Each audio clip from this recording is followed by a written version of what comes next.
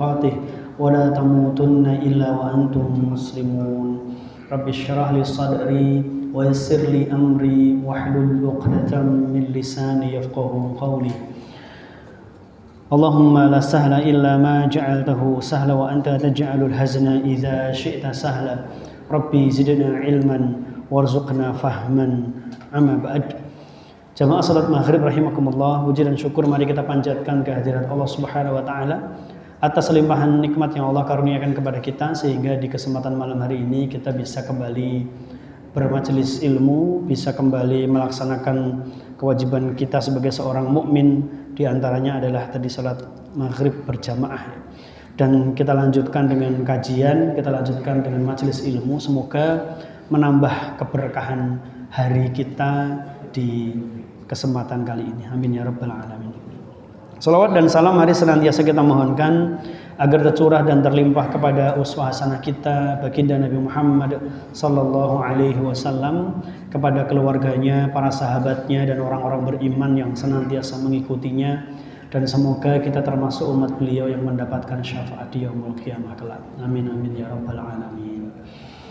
Baik, di kesempatan kali ini kita akan melanjutkan pembahasan kita tentang al-kabair, dosa-dosa besar.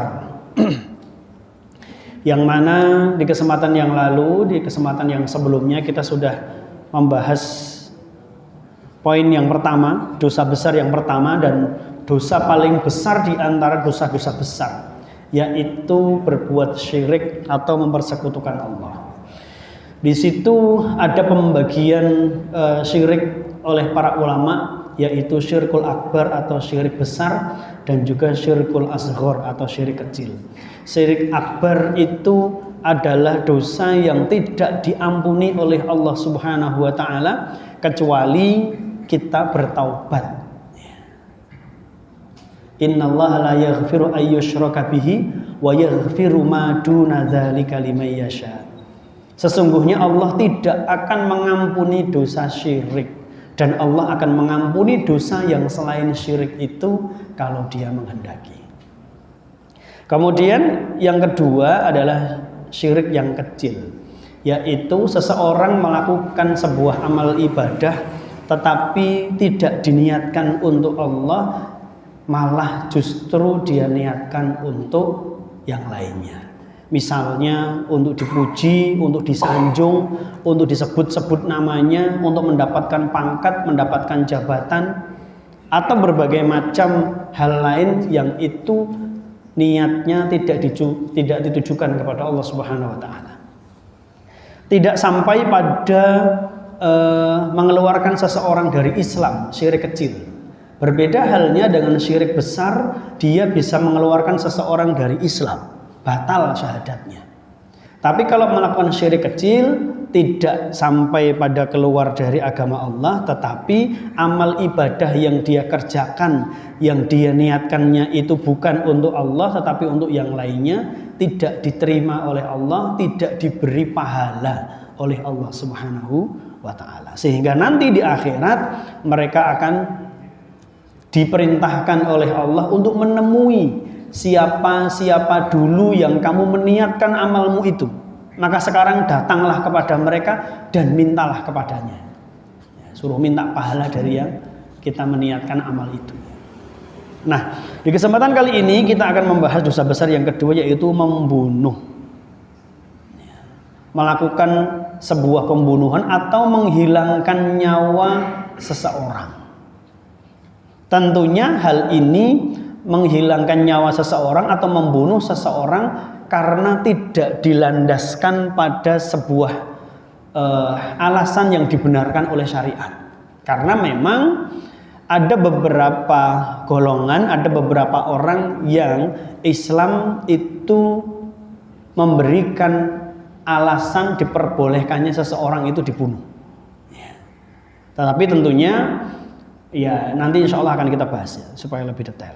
Di sini Imam Az-Zahabi menyampaikan 3 ayat di dalam Al-Quran, yaitu Quran Surat An-Nisa ayat 93, kemudian Quran Surat Al-Furqan 68-70, cukup panjang ayatnya, dan juga Al-Maidah ayat 32. Di situ pun juga ayatnya cukup panjang.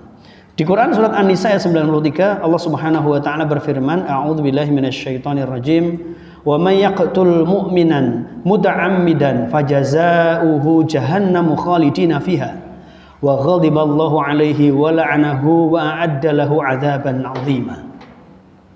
Dan barang siapa membunuh seorang yang beriman dengan sengaja, membunuh seorang muslim, membunuh orang yang beriman dengan sengaja, maka balasannya ialah neraka jahanam, dia kekal di dalamnya, Allah murka kepadanya dan melaknatnya serta menyediakan azab yang besar baginya.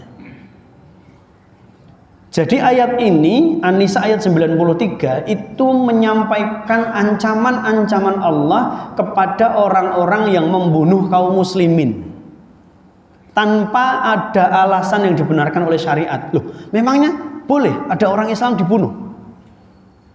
Satu contohnya, ketika dia murtad, berarti dia sudah tidak masuk Islam, artinya dia sudah tidak beragama Islam.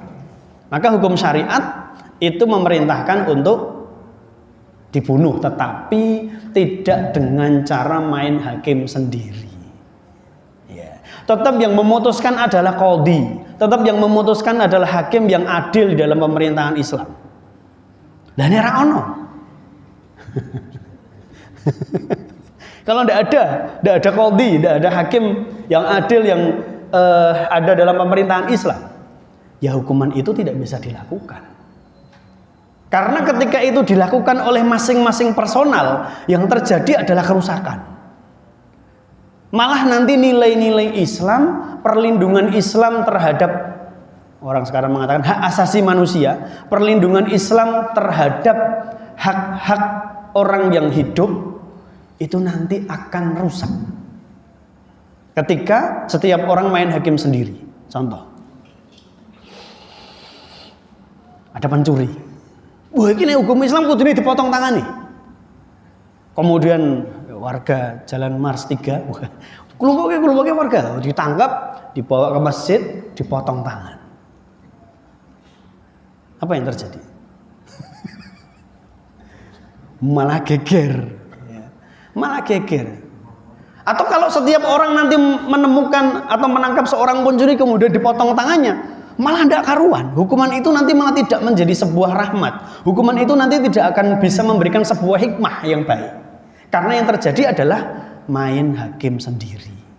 Jadi yang dibenarkan adalah orang itu ditangkap, kemudian dibawa ke hakim, dibawa ke pengadilan, nanti hakim memutuskan seperti apa. Nah, yang melakukan eksekusi adalah bahasanya ya petugas atau al-gujum. Entah itu yang memotong tangan, entah itu yang mengeksekusi mati kalau dia melakukan pembunuhan ya, atau yang merajam. Itu nanti adalah orang-orang yang ditunjuk. Bukan terus asal ada orang mencuri tangkap potong tangan, ada orang merampok kemudian dibunuh dengan cara disalib dan dipotong tangan dan kakinya secara bersilangan.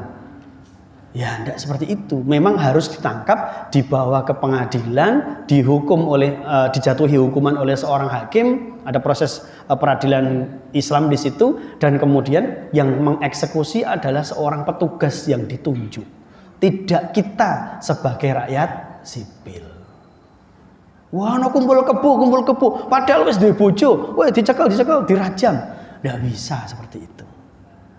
Karena yang terjadi nanti adalah kerusakan, yang terjadi adalah fitnah, yang terjadi adalah malah justru nanti nama Islam semakin buruk.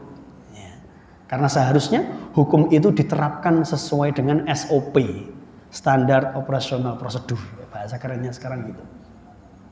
Tidak ada ini ya, tidak terus menjadi sebuah hukuman jalanan yang setiap orang, setiap rakyat sipil boleh melakukannya, tidak. Maka tadi ya, barang siapa membunuh seorang yang beriman ketika dia murtad, maka yang melakukan ya yang menghukumi adalah seorang hakim, yang melakukan adalah eksekutornya adalah seorang yang ditunjuk, seorang al-gujum. Atau ketika seorang beriman dia membunuh orang beriman juga tanpa ada alasan dibenarkan oleh syariat, maka kalau terbukti dia dibawa ke pengadilan, dihadapkan pada hakim dan kemudian hakim menjatuhkan hukuman mati, ya sudah, berarti dia memang dalam tataran syariat memang harus dibunuh, tetapi oleh seseorang yang sudah ditunjuk. Atau ketika dia merampok sambil membunuh, merampas sambil mengancam nyawa orang-orang. Bahasa sekarang contohnya selain merampok adalah begal, tapi dengan senjata tajam, dengan senapan api, mengancam nyawa banyak orang dan sudah pernah terbukti sampai pada tataran orang terbunuh. Maka kalau ketangkap, ya orang ini harus dibunuh. Perampok juga seperti itu. Orang yang merampok biasanya juga membawa senjata tajam, membawa senjata api, yang mana dia mengancam nyawa orang yang dirampok, maka hukumannya juga sama, dibunuh. Atau orang yang berzina tadi ya, yang dia muhsan, yang sudah pernah menikah atau sudah pernah menikah, punya istri atau punya suami. Kemudian dia berzina, maka hukumannya adalah dirajam. Berbeda kalau dia belum pernah menikah, maka dia dicambuk 100 kali dan diasingkan selama 1 tahun. Tapi kalau dia sudah punya istri, sudah punya suami, atau sudah pernah menikah, hukumannya dirajam. Dan sekali lagi, yang memvonis adalah hakim, kemudian yang mengeksekusi adalah petugas yang ditunjuk oleh negara atau petugas yang ditunjuk oleh hakim. Dan beberapa yang lainnya. Maka bagi siapapun yang membunuh orang beriman dengan sengaja, kenapa disebut sengaja di sini? Karena di ayat yang sebelumnya, ayat 92 yang yang cukup panjang, itu menyantumkan atau Allah Subhanahu wa taala menyampaikan tentang orang yang membunuh tapi tidak dengan sengaja. Loh, umat ini orang sengaja? Iya, kecelakaan, rem blong, atau masinis dia salah membaca rambu-rambu atau entah bagaimana, sistem komputernya sedang error atau bagaimana, kemudian nabrak mobil yang melintas di depannya, kemudian meninggal. Nah, ini kan membunuh tapi karena kelalaian, bukan karena faktor kesengajaan. Maka di sini di ayat yang sebelumnya, tidak sengaja saja ada hukumannya, meskipun hukumannya tidak dihukum mati. Hukumannya apa? Ya, secara ringkas ya, adalah membayar denda kalau keluarganya menuntut. Catatannya itu. Tapi kalau ternyata keluarganya tidak menuntut, misalnya terjadi kecelakaan, meninggal, anggota keluarganya menyampaikan, sudah kami ikhlas, kami ridho, sudah kami tidak menuntut apa-apa, ya mohon dibantu dalam proses pemakamannya saja. Ya sudah, kalau seperti itu ya sudah. Berarti orang yang membunuh dengan tidak sengaja ini memiliki kewajiban untuk menunaikan apa yang diperintahkan keluarga. Misalnya tadi membantu proses pemakaman. Ya sudah. Berarti dendanya itu. Tapi ketika ternyata pihak keluarga menuntut, dendanya sebagian ulama mengatakan 100 ekor unta. Dan itu adalah nilai maksimal. Ya. Jadi kalau 100 ekor unta itu, kemarin korban di Afrika atau di Timur Tengah, 1 ekor unta berapa? 20 juta. Pak Suroto di sini. Misalkan 20 juta dikali 100, Pak. Berarti berapa?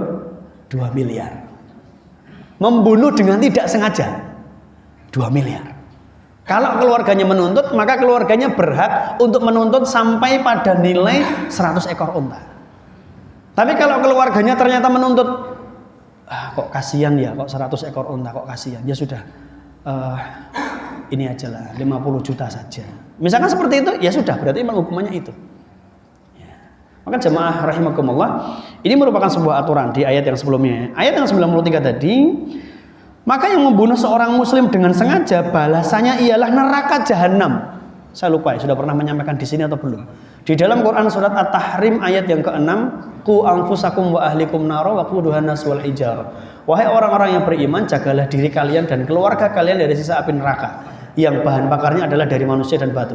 Di dalam tafsir Ibnu Katsir dijelaskan tentang perkataan Ikrimah yang menjelaskan tentang neraka jahanam.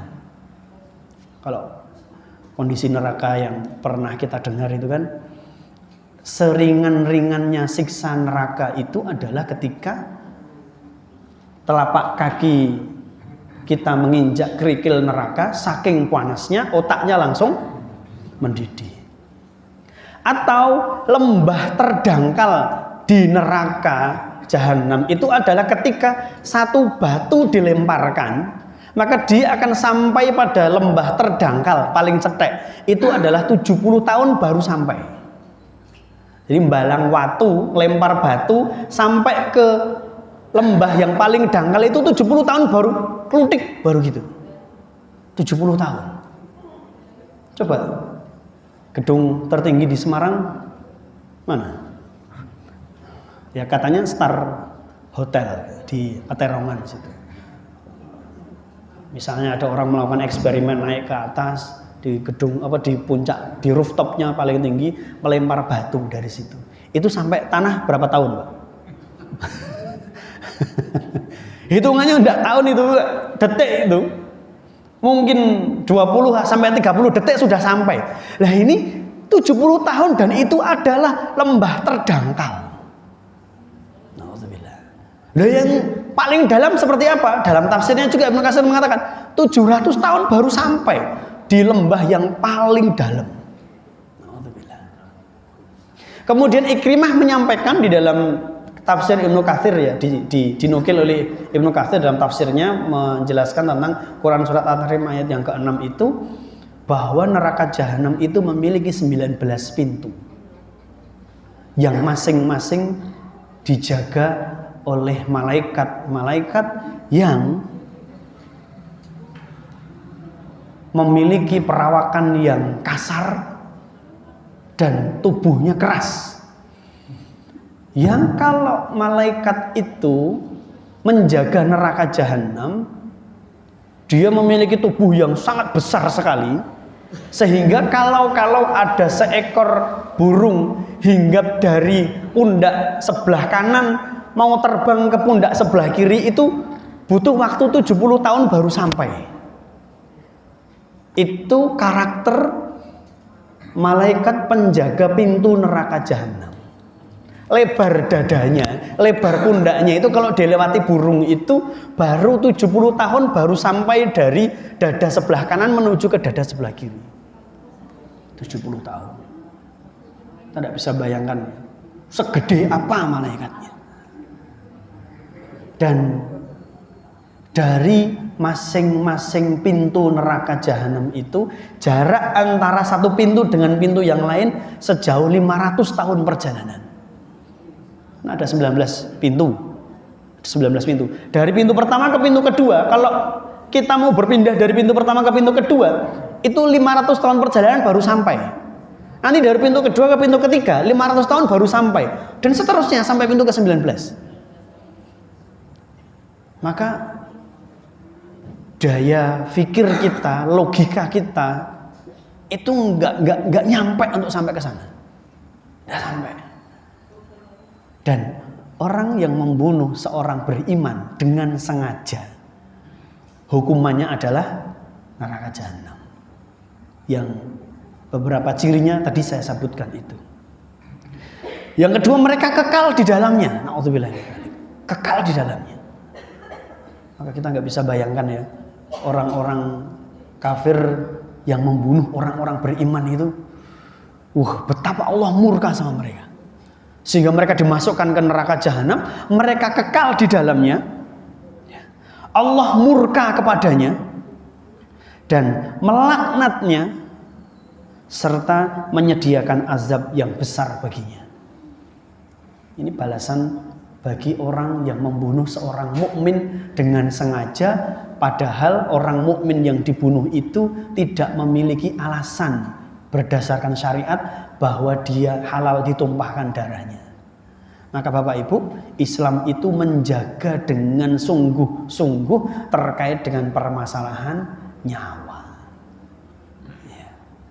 Bahkan nanti masih di pembahasan ini ya, Ketika ada orang ahlul kitab, ada orang Yahudi, ada orang Nasrani, yang mana mereka menjalin perjanjian damai dengan kaum muslimin, mereka hidup di negeri kaum muslimin, mereka membayar jizyah, atau bahasa paling mudah sekarang adalah membayar pajak atas hasil bumi yang mereka kelola, dibayarkan kepada pemerintahan kaum muslimin, mereka dilindungi oleh kaum muslimin, dan darah mereka pun juga haram untuk ditumpahkan.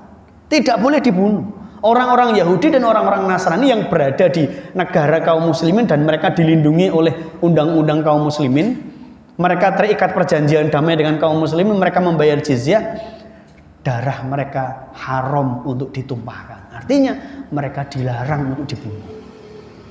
Bahkan ketika nantinya ada negara di luar sana yang hendak menyerang pemukiman orang-orang Yahudi dan Nasrani yang terikat perjanjian damai dengan kaum muslimin itu, maka kaum muslimin memiliki kewajiban untuk membela mereka. Inilah hebatnya Islam, rahmatan lil alaminnya Islam itu di sini. Kalau sudah damai dengan orang-orang ahlul kitab, ya kita melindungi mereka. Mereka diberikan keleluasaan, mereka diberikan kebebasan untuk menjalankan ibadahnya. Kita tidak saling mengganggu, kita saling menjaga. Kowe ngerti aku yang ngerti kowe. Kan begitu. Bahkan mereka dilindungi oleh pemerintahan kaum muslimin. Ya. Maka jamaah rahimakumullah, Islam sangat-sangat menjaga terkait dengan nyawa. Kemudian dalil yang kedua yang Imam Az-Zahabi nukilkan di sini adalah Quran surat Al-Furqan ayat yang ke-68 sampai dengan 70. Saya bacakan artinya karena cukup panjang ya. Dan orang-orang yang tidak mempersekutukan Allah dengan sesembahan yang lain dan tidak membunuh orang yang diharamkan Allah kecuali dengan alasan yang benar, dan tidak berzina, dan barang siapa melakukan demikian itu niscaya dia mendapat hukuman yang berat. Kalau melanggar itu tadi, berbuat syirik, ya kan? Kemudian membunuh seseorang yang haram untuk dibunuh, kemudian dia berzina, maka dia akan mendapat hukuman yang berat, yaitu akan dilipat gandakan azab untuknya pada hari kiamat, dan dia akan kekal dalam azab itu dalam keadaan terhina. Apa tadi? Berbuat syirik, membunuh orang yang diharamkan untuk dibunuh, berzina. Hukumannya dilipat gandakan, azabnya kekal, dan mereka disiksa dalam keadaan terhina.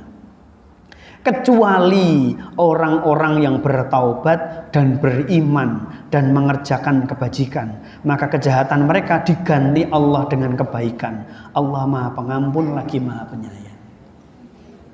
Kecuali kalau ada orang yang berbuat syirik, kemudian dia bertaubat, dan setelah bertaubat itu dia menghiasi kehidupannya dengan amal soleh, maka Allah mengampuni mereka, Allah menyayangi mereka. Dan juga orang-orang yang dulu di masa jahiliyah dia pernah membunuh, dan kemudian setelah Islam datang kepadanya, dia kemudian bertaubat dan kemudian mengamalkan Islam dengan sebaik-baiknya, maka Allah mengampuni dosanya dan Allah menyayanginya. Begitu pula dengan orang-orang yang berzina ketika dulu di masa jahiliyah, di masa pra-Islam dia melakukan perbuatan zina, dan kemudian ketika Islam datang dan dia kemudian memeluk agama Islam, lalu dia memperbaiki amal perbuatannya, maka Allah mengampuni dosanya. Cuman saya pernah mendapat sebuah penjelasan ya, perbedaan antara Allah Al-Ghafur dengan Allah Al-Afu. Allah yang Maha Pengampun dengan Allah Maha Pemaaf. Ternyata beda. Kalau dalam bahasa Indonesia kan sama tuh. Aku mbok di ngapura, aku mbok dimaafke. Kayaknya sama tuh. Tapi kalau dalam asma dan sifat Allah, Allah sebagai Al-Ghafar yang Maha Pengampun dan Allah adalah Al-Afu, Allah yang Maha Pemaaf, itu ternyata diartikan berbeda oleh para ulama. Ketika Allah memiliki nama dan sifat Al-Ghafar yang Maha Pengampun, maka pada saat itu Allah Subhanahu wa taala itu mengampuni dosa orang itu, tetapi dosanya masih disebutkan di dalam peradilan besok di akhirat. kamu pernah membunuh, kamu pernah berzina, kamu pernah berjudi. Itu disampaikan di pengadilan. Dan naudzubillah min dzalik ya. Saya pernah mendapatkan pula sebuah penjelasan bahwa peradilan di akhirat itu disaksikan oleh banyak orang. Artinya, keburukan-keburukan kita, kemaksiatan-kemaksiatan kita yang disebutkan oleh Allah Subhanahu wa taala itu dilihat oleh orang-orang yang ada di sekitar kita. Pengadilan terbuka. Maka bisa jadi teman satu masjid kita tahu, loh, jeblane wong iki ngono toh. Karena kan masing-masing dari kita kan nggak tahu, karena kita malu dengan perbuatan dosa kita sehingga kita menutupi perbuatan dosa itu. Ya. Atau naudzubillah min dzalik. Di hadapan orang banyak kita terlihat soleh. Tapi ketika sendirian, naudzubillah min dzalik, kita melakukan dosa secara sembunyi-sembunyi. Wallahu a'lam bishawab. Bisa jadi akan ada orang yang semacam itu. Dan di akhirat aib itu akan Allah buka. Kan ya, mengerikan sekali kan. Kecuali jenengan pernah mendengar kan, barang siapa menutup aib saudara seorang mukmin, maka Allah akan menutup aibnya di hari kiamat. Itu berarti apa? Pengadilan tentang dosa-dosa dia itu tertutup, tidak diketahui oleh orang-orang yang ada di sekelilingnya. Maka menjadi sebuah kekhawatiran bagi para ulama ketika ternyata Allah Subhanahu wa taala itu nanti mengadili mereka, dan pengadilan terhadap mereka, dosa-dosa yang mereka lakukan itu disaksikan dan diketahui oleh banyak orang. Apalagi ketika ternyata yang sedang diadili itu adalah orang yang banyak membuka aib. Ketika di dunia dia suka membuka aib banyak orang. Ngerti ra? Wong kae jebulane seneng nyolong. Tahu ndak? Orang itu ternyata kalau sama perempuan jual jawil. Tahu ndak? Kalau orang itu saat jadi bendahara begini begitu. Nah, orang yang suka membuka aib saudaranya itu, naudzubillah min dzalik, besok di akhirat pengadilannya itu akan dibuka dan disaksikan oleh banyak orang.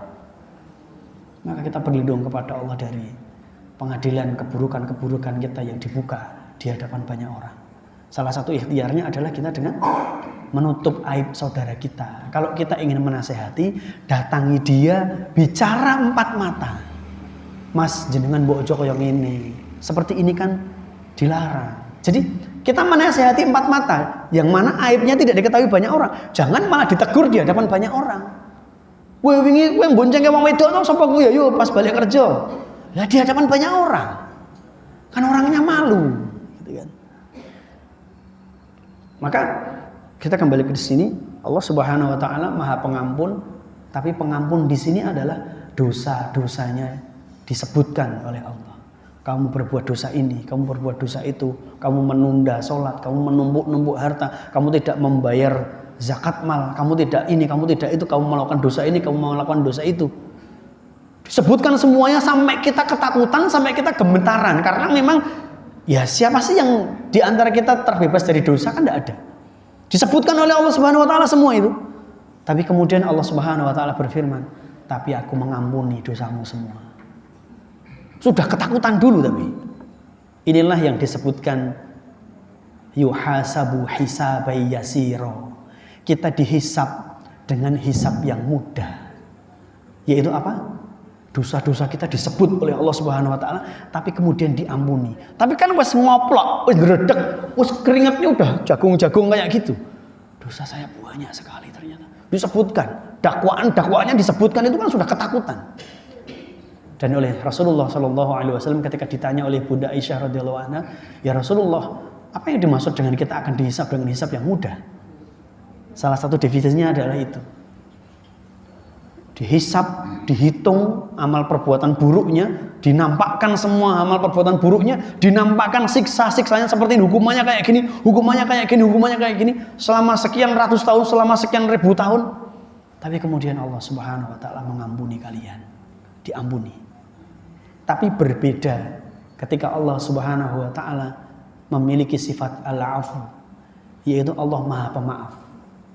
Dosa-dosa kita dihapus dari catatan amal. Sehingga di akhirat dosa-dosa itu sudah tidak ada di catatan amal malaikat.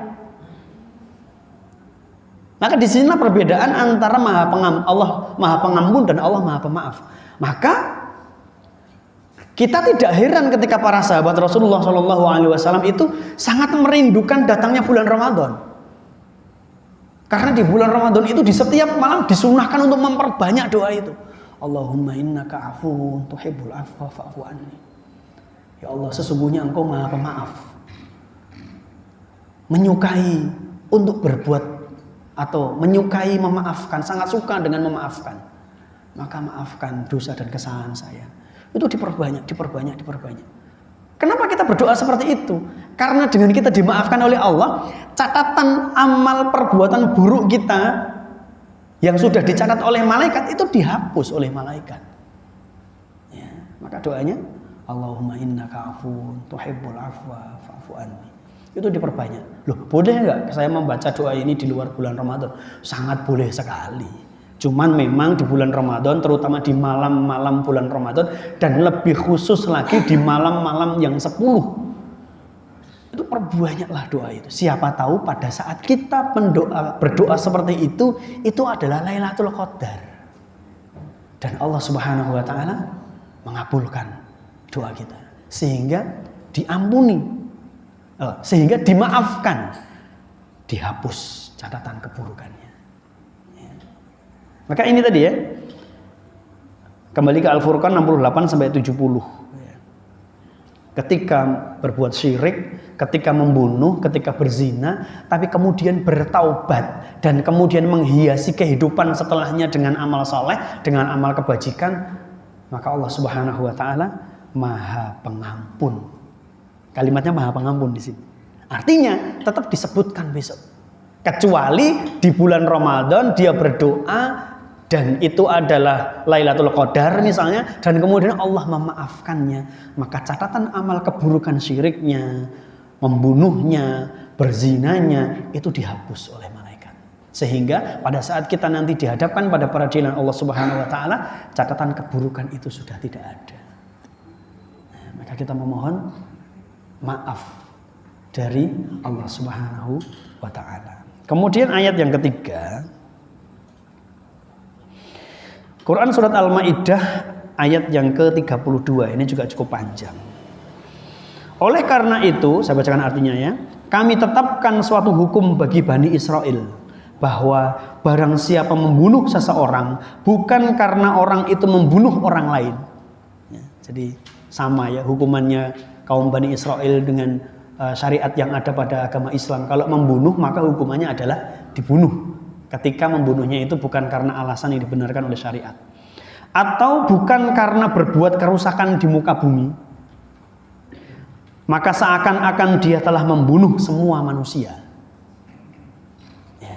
Jadi ketika ada seorang membunuh dengan alasan yang tidak dibenarkan oleh syariat, maka seolah-olah dia itu seperti membunuh seluruh manusia.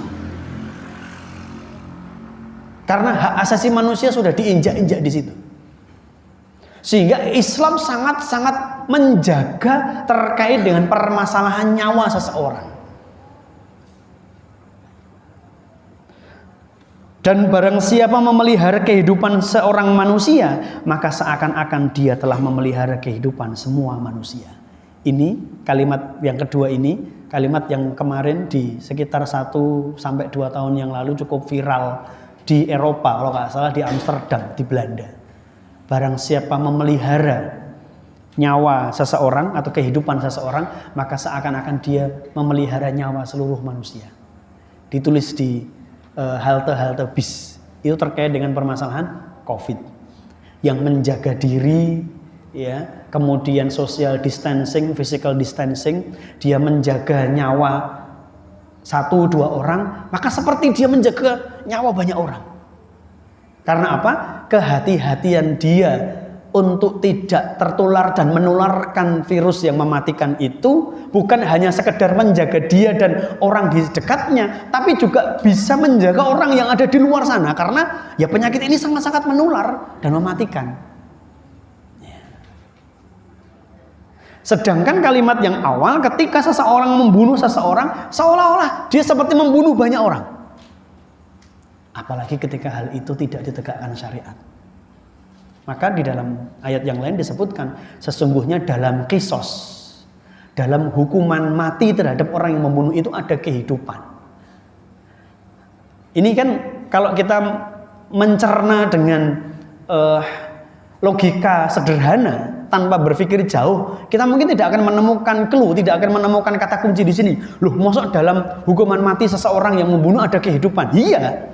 Karena ketika hukuman mati itu ditegakkan terhadap orang yang membunuh, maka ketika ada orang yang besoknya punya keinginan untuk membunuh, dia akan mikir, weh, wingi ana wong mateni, hukumannya dipateni. Berarti saiki nek aku mateni kok aku ya bakal dipateni. Sehingga dia mengurungkan niatnya. Sehingga ketika hukum ini, ketika syariat ini, hukuman qisas ini, hukum nyawa dibalas dengan nyawa ini ditegakkan. Kemudian ada orang yang membunuh tanpa ada alasan dibenarkan oleh syariat, kemudian dia dibunuh, di situ ada kehidupan. Terbunuhnya satu orang itu melindungi kehidupan banyak orang. Karena apa? Dia seorang pembunuh. Kalau tidak dibunuh, nanti bisa jadi dia akan membunuh orang lain. Atau kalau tidak dibunuh, orang lain yang menyaksikan hal itu nanti akan berbuat hal yang sama. Mata ini ora apa-apa. Paling hukumannya sedelok, gue bagi untuk remisi, untuk gerasi, untuk pembebasan bersyarat, akhirnya gue semetu. Kan begitu. Maka ketika hal semacam itu dilakukan, yang terjadi adalah kerusakan. Orang akan dengan mudahnya membunuh.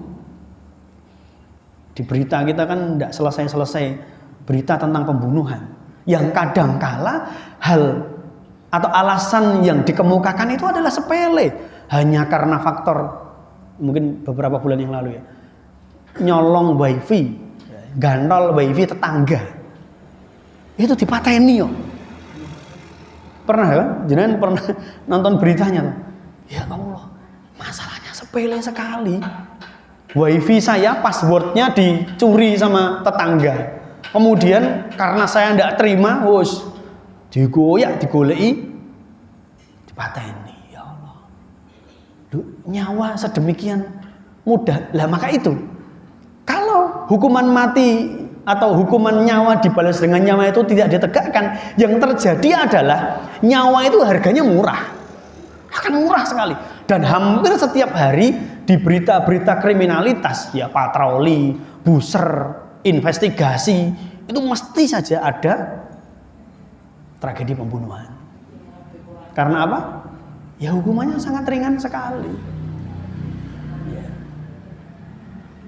Jamaah rahimakumullah, ini ya ketika orang-orang beriman mempelajari tentang hal ini akan bertambah keimanannya. Kita kan di sini mentadaburi ayat Al-Qur'an, 3 ayat yang disampaikan oleh Imam Adz-Dzahabi terkait dengan permasalahan pembunuhan. Disitulah akhirnya kemudian orang-orang beriman ketika membaca ayat ini dan mentadaburi lebih dalam, kita tambah beriman, masya Allah. Islam mengatur dengan sedemikian sempurna. Islam menjaga nyawa dengan sedemikian sempurna, dan bukan hanya sekedar nyawa orang-orang muslim saja, tapi nyawa ahlul kitab, orang-orang Yahudi dan Nasrani yang terjalin hubungan damai dengan kaum muslimin dijaga oleh Islam. Jamaah rahimakumullah. Kemudian didukung oleh beberapa hadis. Seseorang bertanya kepada Nabi SAW, dosa apakah yang paling besar di sisi Allah Subhanahu wa taala ya Rasulullah? Maka Rasulullah sallallahu alaihi wasallam bersabda, kamu mempersekutukan Allah padahal Dialah yang menciptakanmu. Kemudian sahabat tadi bertanya lagi, lalu dosa apa lagi ya Rasulullah? Setelah syirik ya, tadi kan berarti syirik, dosa yang paling besar di mata Allah apa ya Rasulullah? Syirik. Setelah itu apa ya Rasulullah? Kamu membunuh anakmu karena takut ia makan bersamamu. Apa maksudnya? Khawatir kalau punya anak itu nanti rezekinya dimakan sama anaknya.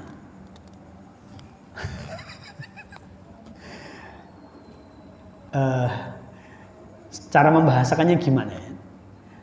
Supaya enak dicerna. Jadi, nek anake akeh, mengko rezekine dadi seret. Mergoni rezeki ini bapak karo rezeki ini ibu ini dipangan cah akeh sakmene iki.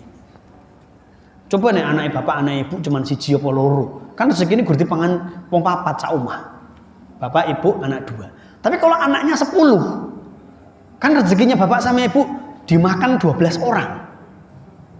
Maka kemudian dia khawatir nih duwe anak okeh terus marake miskin, marake kere, kemudian anaknya dibunuh. Wallahu a'lam bishawab. Mungkin salah satu caranya adalah dengan aborsi. Ya. Dan Bapak Ibu serta saudaraku sekalian, aborsi itu bagi saya lebih kejam, lebih sadis daripada pembunuhan yang dilakukan oleh orang-orang Arab jahiliyah terhadap bayi-bayi perempuan yang dikubur hidup-hidup. Kenapa? Satu, orang-orang jahiliyah itu hanya membunuh perempuan. Tapi kalau aborsi, dia tidak peduli laki-laki atau perempuan. Pokoknya dia aborsi. Kan gitu. Yang kedua, orang-orang Arab jahiliyah itu yang dibunuh adalah ketika bayinya sudah lahir. Dia sudah bisa menghirup udara segar. Tapi kalau aborsi, bayinya masih ada di dalam perut, sudah digugurkan terlebih dahulu. Kan berarti lebih sadis. Maka banyak yang mengatakan jahiliyah modern itu lebih sadis, lebih mengerikan daripada jahiliyah zaman dulu. Dan ternyata nggak hanya sekedar terkait dengan permasalahan pembunuhan bayi, terkait dengan banyak hal. Peperangan, pembunuhan terhadap seseorang, mencuri, memanipulasi, korupsi. Zaman dulu apa ada? Orang mengkorupsi 20 miliar, 6,7 triliun, apa ada menggelapkan uang sebanyak itu? Mungkin tidak ada. Ya zaman sekarang aja, zaman modern aja yang ada kayak gitu. Ya. Kemudian yang hadis yang kedua yang harusnya juga menjadikan kita bisa mengendalikan emosi. Rasulullah Shallallahu Alaihi Wasallam bersabda, jika dua orang mukmin saling bertemu dengan kedua pedangnya, ya, maka baik si pembunuh maupun yang dibunuh di dalam neraka. Jadi sama-sama mukmin, sama-sama beriman, tapi kedua-duanya itu malah justru saling pengen membunuh. Baik yang membunuh maupun yang dibunuh, keduanya masuk neraka, kata Rasulullah. Maka kemudian ada salah seorang sahabat yang bertanya, ya Rasulullah, kan yang ini kan memang niatnya membunuh. Wajar kalau masuk neraka. Lah kalau yang dibunuh, masa masuk neraka ya Rasulullah? Maka Rasulullah bersabda, karena yang dibunuh itu punya niatan yang sama, pengen membunuh orang yang membunuh. Kan pada pengen mateni, wong dua-duanya bawa pedang. Cuman yang ini apes saja meninggal, ya bukan apes ya, takdirnya meninggal. Maka kata Rasulullah dua-duanya masuk neraka. Kalau orangnya sama-sama orang beriman pun dua-duanya akan masuk neraka. Loh kok masuk neraka ya Rasulullah? Ini mungkin masuk neraka karena dia yang membunuh ya Rasulullah. Maksudnya yang dibunuh juga masuk neraka karena yang dibunuh itu juga punya niatan untuk membunuh. Cuman dia kedahuluan. Dua-duanya masuk neraka. Maka ya ini alhamdulillah ya, orang-orang Jawa itu relatif lebih bisa mengendalikan emosi dibandingkan dengan orang-orang luar Jawa yang kadangkala gelap mata. Ya meskipun demikian ada juga orang-orang Jawa yang kadangkala yo kelewat batas. Kadang permasalahannya sepele, ngambil gobang. Lah masalahnya opo? Saya itu pernah masalah sepele, Pak. Kotak ini loh, Pak. Kotak sedekah yang ada di makam itu loh. Itu ternyata jadi royokan antara RT sama petugas LPMK kelurahan. Iki HE kelurahan duit. Misalkan kadang kan kalau makam itu kan ada orang ziarah masukkan kotak sedekah lah. Apalagi kalau Kamis malam Jumat Kliwon, itu kan banyak yang ziarah, sedekahnya kan banyak. Hanya karena masalah kotak yang mungkin nilainya beberapa ratus ribu. Itu salah satu atau kayak gobang. Iki opo? Guru masalah koyo ngono. Maka ya sebaiknya kita sangat berhati-hati ya. Kemudian jamaah rahimakumullah, hadis yang selanjutnya cukup banyak sebetulnya, cuman di sini kami sebutkan beberapa hal saja ya.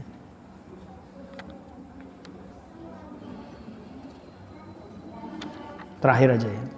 Ketahuilah barang siapa membunuh jiwa orang muahid yang baginya tanggungan Allah dan Rasulnya, maka ia telah mencederai tanggungan Allah dan tidak akan mencium bau surga. Dan bahwa bau surga itu tercium sejauh perjalanan 50 tahun. Hadis riwayat Tirmidzi. Siapa itu seorang muwahhid? Seorang muwahhid itu adalah orang Yahudi dan Nasrani yang terikat perjanjian damai dengan kaum muslimin, dengan pemerintahan Islam. Tadi yang saya sebutkan. Orang-orang Yahudi dan Nasrani yang mereka mau tunduk dalam pemerintahan Islam meskipun mereka masih memeluk agamanya, ya, itu berada pada perjanjian damai dengan pemerintahan kaum muslimin. Kok ada orang Islam yang membunuh mereka tanpa ada alasan yang dibenarkan oleh syariat? Maka dia telah mencederai tanggungan Allah dan Rasulnya. Dia telah mencederai perjanjian damai antara kaum muslimin, yang mana kaum muslimin membuat perjanjian damai dengan orang-orang Yahudi dan Nasrani itu melibatkan Allah. Maka dia telah merusak tatanan yang dibuat oleh Allah Subhanahu wa taala. Jamaah rahimakumullah, ini sebagai kajian kita terkait dengan permasalahan membunuh, dosa terbesar kedua atau dosa besar yang kedua yang oleh Imam Az-Zahabi disebutkan ada 60 atau 70 dosa besar. Ya, kita baru sampai di poin yang kedua. Semoga dengan kita mengenali ini kita bisa menghindari banyak sekali dosa-dosa besar yang ada di sekeliling kita, yang kita memiliki potensi terkait dengan masalah itu. Yang mana ketika kita bisa menghindari dosa-dosa besar itu, insya Allah kelak di akhirat ketika Allah Subhanahu wa taala mengadili kita di yaumul qiyamah, di yaumul mizan, maka semoga kita mendapatkan yuhasabu hisabay yasiro, mendapatkan hisab yang mudah karena kita meninggalkan dosa-dosa besar. Amin ya rabbal alamin. Demikian yang bisa saya sampaikan, kurang lebih mohon maaf. Kita akhiri dengan doa kafaratul majelis. Bismillahirrahmanirrahim. Subhanakallahumma wa bihamdika asyhadu an la ilaha illa anta astaghfiruka wa atubu ilaik. Wabillahi taufiq wal hidayah. Assalamualaikum warahmatullahi wabarakatuh.